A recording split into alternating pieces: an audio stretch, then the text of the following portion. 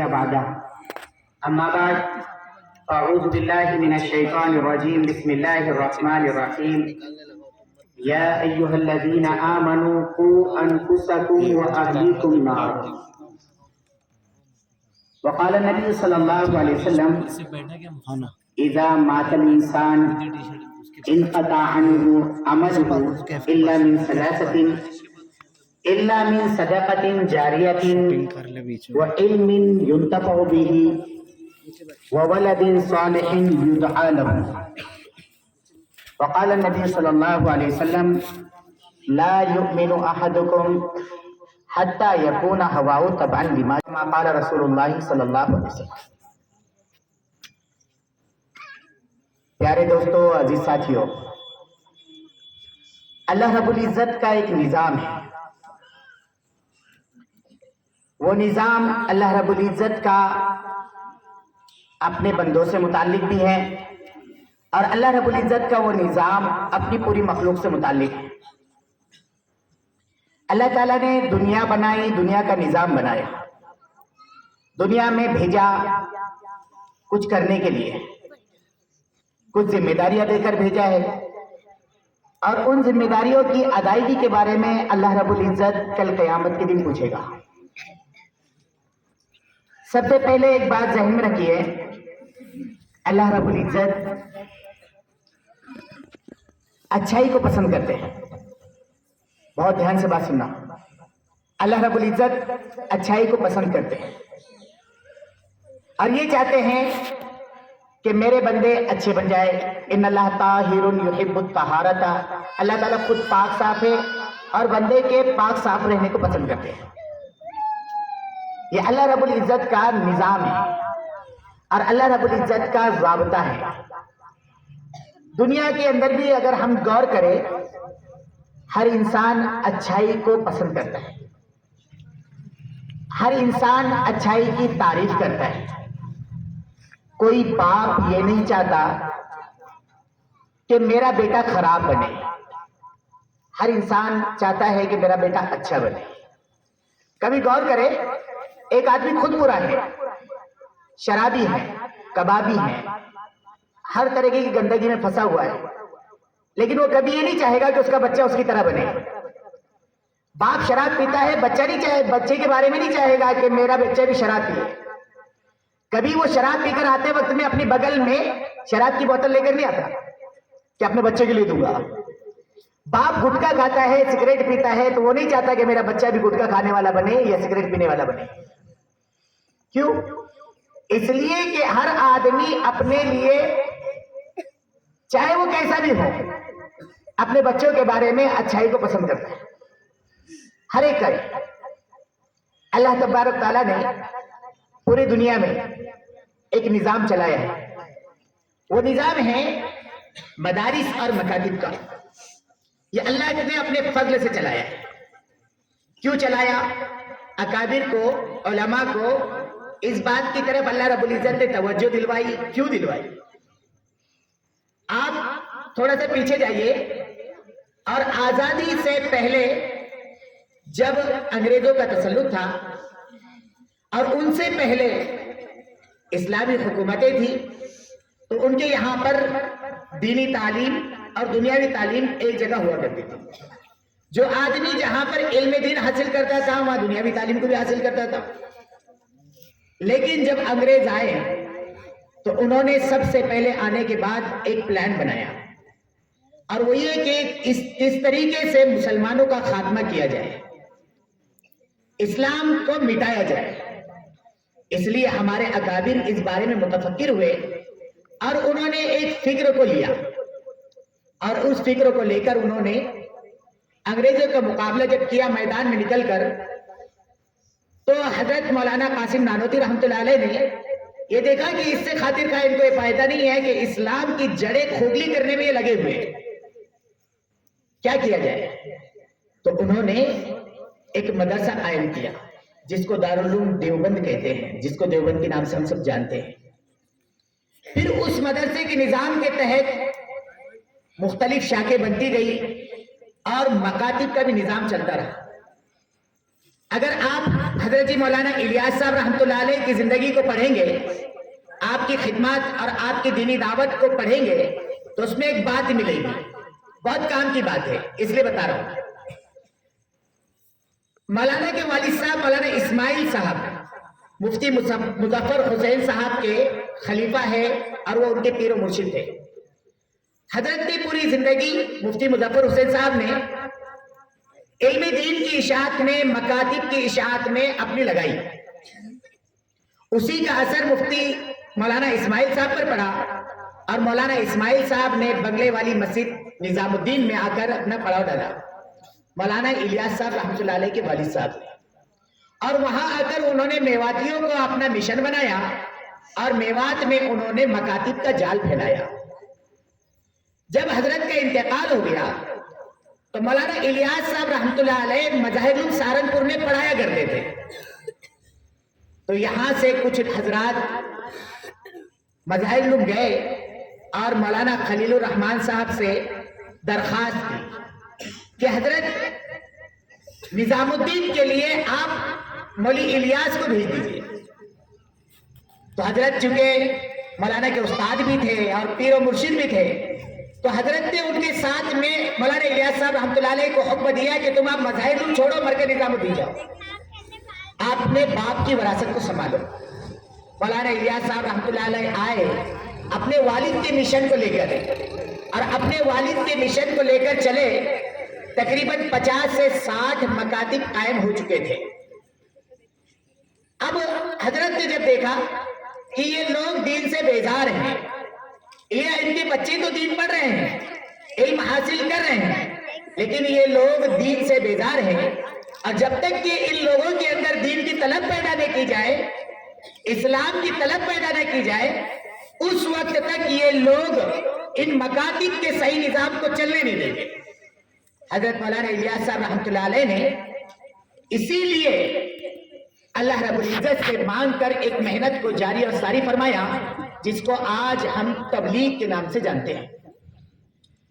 حضرت نے یہ سوچا کہ جب ان لوگوں کے اندر، ان کے بڑوں کے اندر دین کی طلب ہوگی تو یہ اپنے بچوں کو مکاتب میں ضرور داخل کریں گے، اپنے بچوں کو ضرور دین سکھائیں گے، کیونکہ دین ان کی ذمہ داری ہے، دین سیکھنا ان بچوں کو سکھانا ان کی ذمہ داری ہے، اس لیے کہ ان کا باپ، جو آدمی ان کا بچوں کا باپ بنا ہے، اس کی ذمہ داری ہے کہ وہ خود اپنی زندگی کو دین پر ڈھالنے کے ساتھ ساتھ اپنی اولاد کو دیندار بنانے کی فکر کرے، اپنے اولاد کے بارے میں فکر مند ہو جائے، یہ ذمہ داری باپ کی ہے۔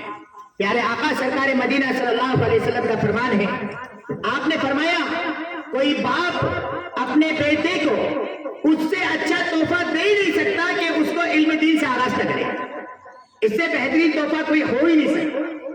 یہ جو آج مکاتب کا پروگرام ہوا اور یہ مکتب کے پروگرام میں ان بچوں نے پیارے پیارے انداز سے، کسی نے کلمہ سنایا تو کسی نے سورہ فاتحہ اور کسی نے پیارے آقا کی شان میں نعتیں سنائی ہیں، یہ اسی کا ایک نمونہ ہے کہ باپ کی ذمہ داری ہے، ایک باپ کی ذمہ داری ہے کہ وہ اپنے اولاد کے متعلق فکر مند رہیں۔ پیارے دوستو، آج ہماری دین سے غفلت اس درجے بڑھ گئی ہے، دین سے دوری، باطل کی محنت اس درجے ہوئی ہے کہ ہم نے اپنے آپ کو دین سے کوسوں دور کر لیا۔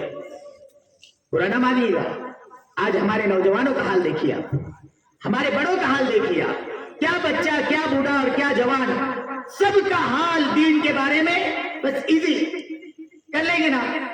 اب جب ایک باپ جو بچے کا باپ ہے وہ نماز کے پابند نہیں، وہ دین کا پابند نہیں، وہ شریعت کا پابند نہیں، وہ چاہتا ہے کہ میرے بچے دیندار بنے، میرے بچوں کے اوپر دینی اثر آئے، تو پیارے دوستو، سب سے پہلے اس آدمی کو اپنے آپ کو دیندار بنانا پڑے گا، اپنے آپ کو دیندار بنانا پڑے گا، اپنے آپ کو ہر طریقے کی گناہ سے روکنا پڑے گا، ہر طریقے سے اپنی زندگی کو سنوارنا پڑے گا، تب جا کر بچوں کے اوپر ایک اچھا اثر پڑے گا، بچوں کی زندگیاں بنیں گی۔ اور یاد رکھیے گا، یہی وہ بچے ہیں جو کل کا مستقبل ہے، یہی ہمارے سامنے پڑھنے والے بچے کل کا مستقبل ہے۔ آج ہم اپنے دین کے بارے میں خود دیکھیں، اپنی غور کریں کہ میں اپنے دین کے بارے میں کتنا فکر مند ہوں، کہ میرا حال یہ ہے کہ ایک اذان ہوتی ہے مسجد سے، اللہ اکبر کی صدا لگتی ہے، اللہ کی بڑائی بیان کی جاتی ہے، اللہ بڑے ہیں، اللہ بڑے ہیں، اللہ بڑے ہیں، یہ بولا جاتا ہے، حی علی الصلاۃ حی علی الفلاح کی صدا لگتی ہے، لیکن میرے قدم مسجد کی طرف نہیں بڑھتے۔ میرے دینداری کا حال یہ ہے، میرے قلبی کا حال یہ ہے، میرے مسلمانی کا حال یہ ہے کہ جب اذان ہوتی ہے، اللہ کی بڑائی بیان کی جاتی ہے، اس وقت میں میرے قدم مسجد کی طرف نہیں چل سکتے۔ بتاؤ دوستو، ہمارا یہ حال ہے، جبکہ کچھ نہ کچھ رمق دمق باقی ہے، جب ہمارے ان بچوں کا مستقبل اور ان بچوں کا زمانہ آئے گا اور یہ جب باپ بنیں گے تو ان کی نسلوں میں کلمہ کہاں سے باقی رہے گا؟ تھوڑا غور کرنے کی ضرورت ہے، تھوڑا سا سمجھنے کی ضرورت ہے، اپنے آپ کو سنبھالنے کی ضرورت ہے۔ آج ہم دیکھیں اپنی زندگی کے اندر، کبھی غور کریں، ہر طرح کی گندگی ہمارے اندر موجود، ہر طرح کی کمی ہمارے اندر موجود۔ نمازیں ہماری اذان ہو جاتی ہے، نماز کی پرواہ نہیں، ہمارا اپنا کاروبار ہم کو نظر آتا ہے، لیکن نماز ہمیں نظر نہیں آتی، نماز کی پابندی نظر نہیں آتی، بلکہ بڑے افسوس سے کہنا پڑتا ہے، اکثر طبقہ وہ ہوتا ہے کہ جمعہ کی 2 رکعت پڑھنے کے لیے آتے ہیں، جمعہ کی 2 رکعت کے مسلمان، اللہ اکبر، 2 رکعت بھی ایسی پڑھتے ہیں کہ بس سلام، امام کب سلام بھیجتا اور کب ہم اٹھ کر مسجد سے جاتے، دعا کرے نہ کرے وہ تو بات کی بات ہے، دعا کوئی ضروری نہیں ہے، بس اٹھ کے چلیں گے۔ اللہ اکبر، بڑے افسوس کی بات ہے دوستو، پیارے آقا سرکار مدینہ صلی اللہ علیہ وسلم نے جو دین ہم کو دے کر گئے ہیں اور جس دین کی تعلیم ہمیں دی ہے، وہ نبی پاک صلی اللہ علیہ وسلم کے دین کو ہم نے کتنے پس پش ڈال دیا ہے، کتنے ہم دور اس سے نکل گئے، باطل کی محنتیں اتنی ہوئی ہیں کہ نہ باپ کو پتا ہے نماز کا، نہ ماں کو پتا ہے نماز کا، نہ کسی کو نماز کی فکر ہے، نہ کسی کو دین کی فکر ہے، نہ اپنی اولاد کی فکر ہے۔ سچی بتا رہا ہوں میں آپ کو کہ ہمارا حال اتنا برا ہے اولاد کے تعلق سے بھی کہ اگر بچہ اسکول جاتا ہے، اسکول کے لیے ساری تیاریاں کی جاتی ہے، ماں صبح سویرے اٹھ کر بچے کے لیے اسکول کی تیاری کرتی ہے، لیکن اس بچے کو جب مکتب بھیجنے کا نمبر آتا ہے تو اس کے تعلق سے غفلت برتی جاتی ہے، نمازوں کے بچے کے دین کے بچوں کو علمی دین سکھانے کے اعتبار سے غفلت برتی جاتی ہے۔ حضرت مولانا عمر صاحب پالن پوری رحمۃ اللہ علیہ ہمیشہ ایک بات کہا کرتے تھے، میرے بھائیوں، ہم تم سے یہ نہیں کہتے کہ اپنے بچے کو عالم بناؤ یا حافظ بناؤ، لیکن اتنا ضرور وہ کہتے ہیں کہ اپنے بچے کو دیندار بناؤ، دیندار بناؤ، دیندار بناؤ۔ آج ہماری اولاد کے دین کا مسئلہ ہے، ایمان کا مسئلہ ہے، یقین کا مسئلہ ہے۔ کبھی غور تو کرو کہ باطل کتنی محنت کر رہا ہے، کیسی باطل محنت کر رہا ہے، کس طریقے سے باطل محنت کرتے کرتے آگے بڑھ جا رہا ہے، ہمارے گھروں تک، ہمارے چوکٹ تک، ہمارے دستر اور بستر تک پہنچ رہا ہے۔ یہ باطل کی محنت ہے دوستو، لیکن ہم نے اس کی طرف توجہ نہیں دی، ہم نے اپنے آپ کو سنوارنے کی فکر نہیں کی، ہم نے اپنی زندگی کو سنوارنے کی فکر نہیں کی، اپنی جوانی کی حفاظت کی فکر نہیں کی۔ میرے پیارے نوجوانوں، اگر ہم نے ذرہ برابر اپنے دل میں پیارے آقا کی محبت کو بٹا رکھا ہے اور کسی جگہ پر پیارے آقا کی محبت کو جگہ دے رکھی ہے تو ہماری ذمہ داری ہے کہ ہم پیارے آقا کی سنتوں کو اپنی زندگی میں ڈالنے کی کوشش کریں، پیارے آقا کے ایک ایک طریقے کو اپنی زندگی میں لانے کی کوشش کریں۔ آج مسلمان کو مسلمان کہتے ہوئے شرم آتی ہے، آج مسلمان کو پہچاننا مشکل ہو جاتا ہے، یہ مسلمان ہے یا کون ہے، اس کو سلام کرے یا آداب کرے، یہ سمجھنا مشکل ہو جاتا ہے۔ یہ ہمارا حال ہے دوستو۔ اللہ اکبر، خوبصورتی کے لیے، سمارٹ دکھنے کے لیے، ہینڈسم نظر آنے کے لیے ہم ساری چیزیں کریں گے، ساری چیزیں اختیار کریں گے۔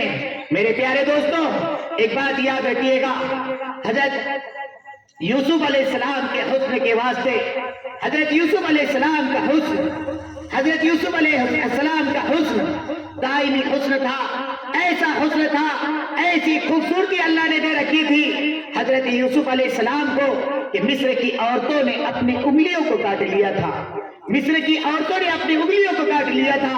اس خوبصورتی پہ کیا اترانا جو ایک وقت میں ختم ہونے والی ہے، اس جوانی پر کیا اترانا جو جوانی ختم ہونے والی ہے، یہ جوانی ختم ہونے والی ہے۔ میرے پیارے دوستو، کبھی آئینے کے سامنے کھڑے ہو کر اپنے صورت کو دیکھنا، آئینے کے سامنے کھڑے ہونے کے بعد میں آج جو شکل ہے، چند سالوں کے بعد میں اس کے اندر فرق نظر آئے گا، چند سالوں کے بعد اس میں جھوئیاں نظر آئے گی، وہ شکل بدلتی ہوئی نظر آئے گی. جوانی کے بعد بڑھاپا آئے گا.